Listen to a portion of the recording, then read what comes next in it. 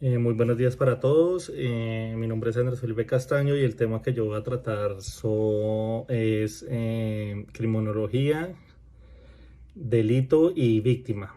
Entonces, para iniciar, voy a iniciar con la definición de criminología y cuáles son sus objetos de estudio.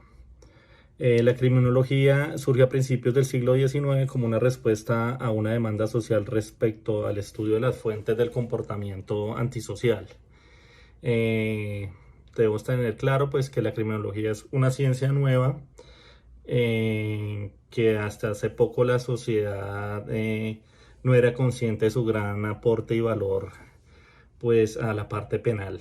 Eh, como definición, la criminología es una ciencia interdisciplinar que busca como resultado la confluencia de conocimientos y metodologías que provienen de otras disciplinas, como en el derecho, la sociología, la psicología, la psiquiatría, la antropología y la medicina forense.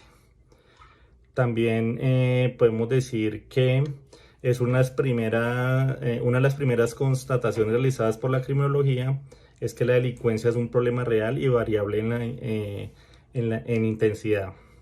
Puede depender de las sociedades humanas, o sea, sobre el comportamiento humano en los delitos. Otra conclusión relevante es que la delincuencia es un fenómeno construido a partir de la reacción social de rechazo que provoca entre la ciudadanía. Entre los objetos de estudio de la criminología tenemos cinco que son muy importantes. El primero es la delincuencia como un fenómeno social, el segundo es el delito como acción individual, pero también como acción grupal, los y las delincuentes en cuanto a actores que cometen los delitos, las víctimas como las personas pasivas que sufren las consecuencias de los delitos y el control social como reacción frente al delito. Bien, ahora vamos a hablar de el delito y vamos a dar una definición y los tipos de delito que se encuentran estipulados en el derecho penal. Entonces decimos que el delito es todo comportamiento que se adecua a una conducta prohibida, o sea, típica, que lesiona o pone en peligro un bien jurídicamente protegido, o sea, que es antijurídica, y que se comete con conocimiento y voluntad. Allá hablamos de la persona que comete el delito, o sea, que es culpable. Eh, en el derecho penal existen tres tipos de delito y están estipulados en el capítulo 3 del Código Penal colombiano. Los tres hablamos de delito doloso, hablamos del delito culposo y de la conducta preterintencional. El delito o conducta dolosa está estipulado en el artículo 22 de la siguiente manera. La conducta es dolosa cuando el agente conoce los hechos constitutivos de la infracción penal y quiere su realización. También será dolosa la conducta cuando la realización de la infracción penal ha sido prevista como probable y su no producción se deja librada al azar.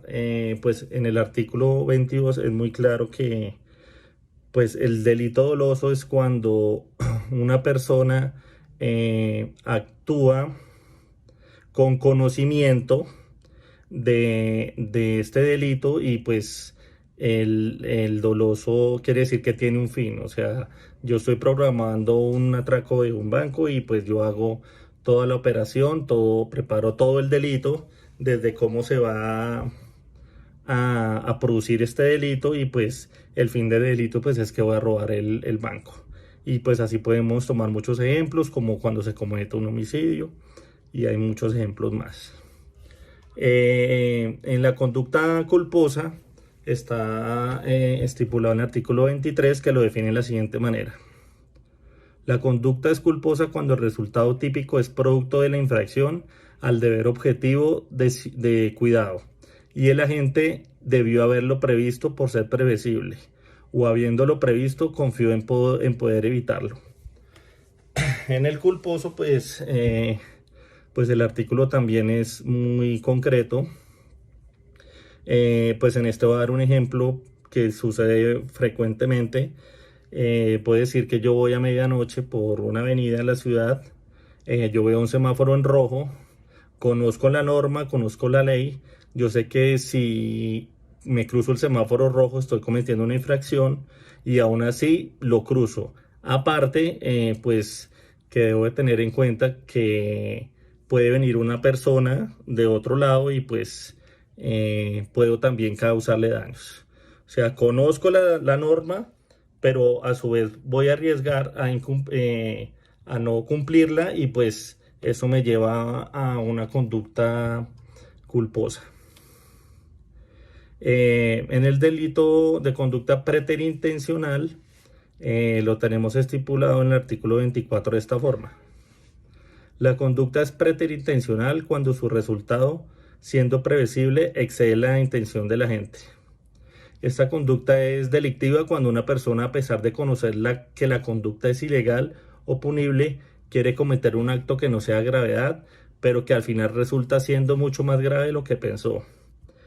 Pues yo me baso y tomo un ejemplo, es cuando alguien o un sujeto toma un arma y pues hace un disparo al aire y él está consciente pues que porta el arma, pues hace un disparo al aire, pero no es consciente de dónde va a caer la bala. Y pues hemos visto muchos casos sobre esta conducta preterintencional. Ahora vamos a hablar de víctima. Según el artículo 132 de la Ley 906 del 2004, víctima es toda persona natural o jurídica que individual o colectivamente ha sufrido algún perjuicio como consecuencia del injusto, calidad que le otorga el derecho de acceder a la actuación e impone reconocerla como tal en el proceso. Sin embargo, los derechos a la verdad, la justicia y la reparación que habilitan tal intervención no son absolutos en cuanto se requiere la acreditación de un daño concreto. Baremo que también se traslada al campo de ejercicio impugnatorio al ser necesario que quien promueva los recursos, además de tener legitimación en el proceso, dado el reconocimiento como interviniente o parte, tenga legitimación en la causa a través de interés jurídico para atacar la decisión si le ha rogado algún perjuicio. En suma, la Ley 906 de 2004 también integró en el término genérico de víctima, tomó la víctima y el perjudicado, para referirse a las personas que por haber padecido un daño real y concreto tiene derecho a intervenir en el proceso penal con el propósito de obtener verdad, justicia y reparación. La víctima incluso puede optar por una pretensión ajena al ámbito exclusivamente patrimonial sin tornar ilegítima su condición de interviniente o imposibilitar su participación en el trámite, siempre que subsistan los dos o uno de los restantes intereses y se demuestre el daño concreto respecto de ellos, que justifique su presencia dentro de la actuación penal. También dice, por tanto, para acceder al reconocimiento como víctima directa, o sea, el sujeto pasivo, categoría inclusiva del término perjudicado, dentro del proceso penal actual no basta con pregonar un daño genérico o potencial. Además, es preciso señalar el daño real y concreto causado con el delito. Así se persigan exclusivamente los objetivos de justicia y verdad y se prescinda de la reparación pecuniaria. Pues esta es mi exposición y ya los otros dos términos le doy vía a mi compañera de grupo que es Tatiana Vázquez. Muchas gracias. Muy buenos días, profesor. Buenos días, compañeros. Mi nombre es Tatiana Vázquez. Como lo dijo mi compañero Andrés Castaño, yo voy a continuar con el concepto de víctima, de perjuicio y concepto de control social. Para el concepto de víctima de perjuicio tenemos que tener muy claro que víctima es toda aquella persona natural o jurídica que ha sufrido algún daño o perjuicio por culpa ajena o por una causa fortuita. En la Ley 906 del 2004, el legislador optó por el término de víctima para referirse a todas aquellas personas, como ya se los había mencionado, naturales o jurídicas que individual o colectivamente han sufrido algún daño como consecuencia de un injusto, dentro de los cuales obviamente se encuentran las personas perjudicadas, claro está, en medida que también han padecido un daño derivado de dicho delito. Por esta razón, en la actual sistemática procesal penal, de cara a la intervención en el proceso penal, dicha locución hace referencia tanto a las víctimas directas, como lo son los sujetos pasivos del delito, como a los perjudicados o víctimas indirectas del mismo. Por este motivo encontramos estipulado en el artículo 250, en el numeral 6 de la Carta Política, la cual refiere como deber de la Fiscalía General de la Nación brindar asistencia a las víctimas y disponer el restablecimiento del derecho y la reparación integral de los afectados con este delito. De aquí podemos sacar una amplia definición según la cual la víctima es toda persona afectada por el delito. En el artículo 132 de la Ley 906 del 2004, define como dicho concepto de la siguiente manera. Se entiende por víctima, para afectados de este código, las personas naturales o jurídicas y demás sujetos de derecho que individual o colectivamente hayan sufrido algún daño directo como consecuencia del injusto. Esto quiere decir que víctima es toda aquella persona natural o jurídica que individual o colectivamente ha sufrido algún daño como consecuencia del injusto. Esta amplia definición incluye al perjudicado con el delito o también llamado víctima de perjudicado. Un claro ejemplo que lamentablemente vemos muy cotidianamente en nuestra sociedad es un hurto, puede ser a mano armada, en un establecimiento público, puede ser un supermercado, una panadería, un local de teléfonos, que lamentablemente es lo que más vemos hoy en día. Van a robar directamente el establecimiento público, pero nuestra presencia en dicho establecimiento también nos hace víctimas, bien sea física, psicológicamente o directamente con nuestras pertenencias. Por el simple hecho de encontrarnos en ese lugar, también somos víctimas de hurto. Seguimos con el concepto de control social. El control social es un conjunto de medidas, una serie de normas o reglas explícitas e implícitas cuyo fin es mantener el orden social o el orden de una sociedad. Este control social tiene un concepto bastante amplio, pues en este tema podemos referirnos al conjunto de reglas, normas, valores y costumbres que permiten la coexistencia entre los diferentes grupos de una sociedad para que ésta sea pacífica y armonizada, también organizada. Por esta misma razón es un concepto, vuelvo y lo repito, bastante amplio, pues son muchas y distintas las medidas.